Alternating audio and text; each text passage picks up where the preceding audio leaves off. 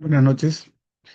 El día de hoy vamos a hacer un análisis de lo que fue la reforma agraria en el Perú. Eh, Soy el alumno de Derecho, Juan José Loaiza Taica, y el curso es el de Realidad Nacional. La reforma agraria fue ejecutada por el general Juan Velasco Alvarado en 1969 y fue uno de los acontecimientos más importantes que ha habido en nuestro país, puesto que marcó una ruptura con siglos de exclusión del campesinado y de los indígenas. En este video analizaremos las dimensiones políticas, económicas y sociales que atravesó nuestro país en aquella época.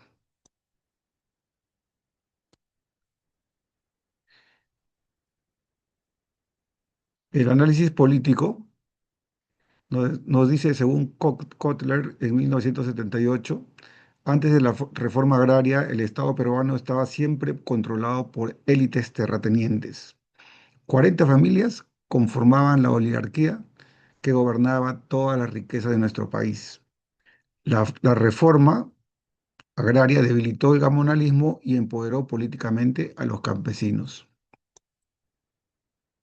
Gobernaba una clase oligárquica, élites conformadas por élites costeñas y grandes terratenientes, sin visión de país, exclusivamente para sus propios intereses. Los campesinos, los intelectuales y los partidos políticos de masas que aparecían por aquel entonces, como era el APRA y el Partido Socialista, que luego se cambió de denominación a Partido Comunista, exigían cambios como la reforma agraria. El país vivía épocas de conflicto. Caballero, en su obra en 1981, concluye que el poder político en el campo lo tenían la élite terrateniente, que estos tenían mucha influencia política y judicial. Prácticamente esta élite terrateniente que controlaban las tierras de todo el país estaban protegidos por el Estado central. Gobernantes de aquel entonces no le interesaban los problemas de las tierras ni la explotación de los campesinos. Asimismo, Kotler políticamente dice el Estado peruano históricamente ha sido débil, incapaz de representar la totalidad de necesidades del país, especialmente de los sectores populares y rurales. Manrique, en el 2002, también muestra un Estado históricamente incapaz para integrar las mayorías excluidas, especialmente en el ámbito rural y andino. El surgimiento de la violencia política para Manrique, especialmente de Sendero Luminoso, no surge de la nada, sino surge como consecuencia de décadas de abandono estatal, exclusión política y represión. Manrique plantea que las estructuras de poder construidos desde épocas anteriores, coloniales, nunca se desmontaron y que el Estado nunca fue percibido por los campesinos como garantes de derechos, sino fue percibido por los campesinos como una fuerza represiva y ajena a ellos.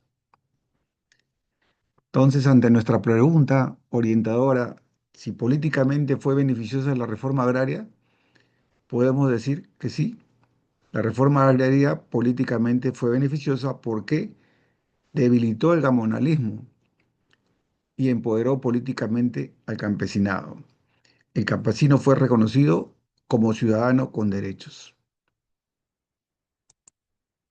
Análisis social. Caballero, en la misma obra de 1981, da cuenta que la persistencia del racismo estructural en el Perú rural y la exclusión de los campesinos del ejercicio pleno de sus ciudadanías. A pesar de vivir en un país independiente, los campesinos vivían como si fueran súbditos. No tenían sus derechos ciudadanos, no tenían acceso adecuado a la educación, a la salud ni la justicia. Y sus formas de organización comunal eran vistos como obstáculos al desarrollo por los que gobernaron en aquel entonces.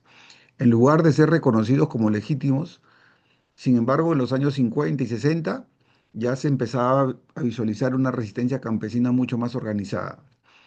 con la formación de federaciones agrarias, movimientos indígenas y tomas de tierras que exigían reconocimiento y reforma. Esta lucha social fue el preámbulo del conflicto social que estallaría años más tarde.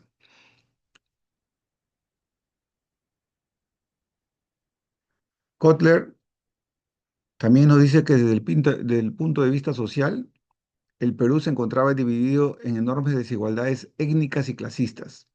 Había una marcada dominación de los terratenientes sobre el campesino indígena, que vivía excluido de la ciudad, de su ciudadanía plena. Esta situación generaba una ruptura interna que impedía el desarrollo de la conciencia nacional compartida.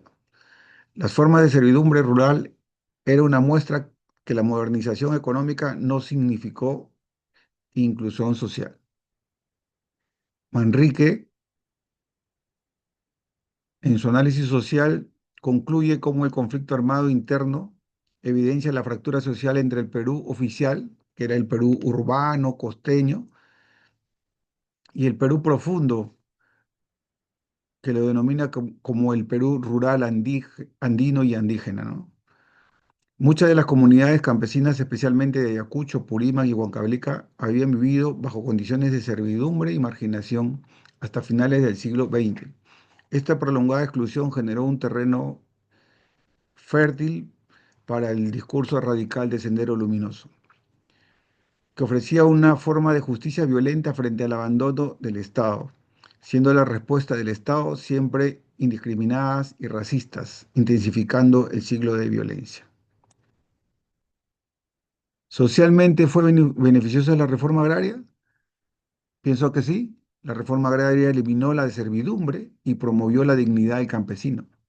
Fortaleció la identidad indígena y la organización comunal y transformó la estructura social heredada en la colonia, ¿no? Análisis económico. Caballero sostiene que existía una dualidad en nuestro país.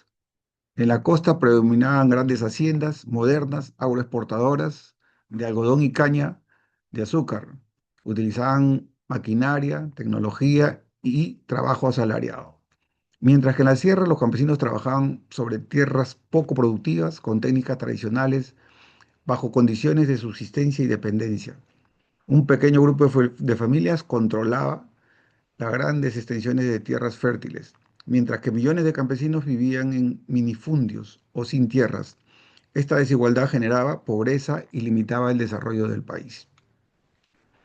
Asimismo, Caballero sostiene que la economía nacional no podía desarrollarse sin incorporar productivamente al campesinado, lo que implicaba necesariamente en una redistribución de las tierras. Se critica también que el modelo agroexportador solo beneficiaba a una élite, mientras que el campesino debía autoabastecerse de forma precaria. El mercado interno era débil y no había políticas de créditos, tecnología ni asistencia para los pequeños agricultores. La reforma agraria, al darles tierras a los campesinos, ya tenían alguna posibilidad de garantía mediante sus tierras, ¿no? Para Kotler, el Perú estaba orientado hacia la exportación de materias primas, una integración real de la economía, sin integración de la economía rural. La acumulación de tierras en pocas manos, adicionado a la ausencia de reforma agraria, mantuvo a los campesinos en condiciones de subsistencia y dependencia. El campo solo servía para sostener las riquezas de las ciudades, pero no recibía inversión ni protección estatal, bloqueando de esta manera cualquier posibilidad de desarrollo, autonomía para población rural. Entonces, económicamente fue beneficiosa la reforma agraria. Definitivamente el modelo latifundista era improductivo. Pocas personas con grandes extensiones de tierra no la podían trabajar en su totalidad. Así que a nivel mundial eso era una cuestión improductiva y el reparto de tierras podría ser lo mejor. La reforma redistribuyó las tierras, pero muchas cooperativas fallaron. No hubo una buena capacitación y se rompió el monopolio de las tierras, pero con deudas económicas en desarrollo. En conclusión, podremos decir que la reforma agraria fue beneficiosa política y socialmente, pero económicamente tuvo logros limitados. pero significativos.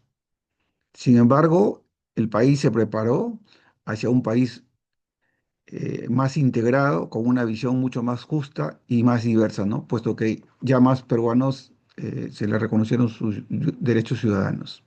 Muchas gracias. Aquí les dejo unas bibliografías en la cual me he basado para hacer mi exposición. Gracias.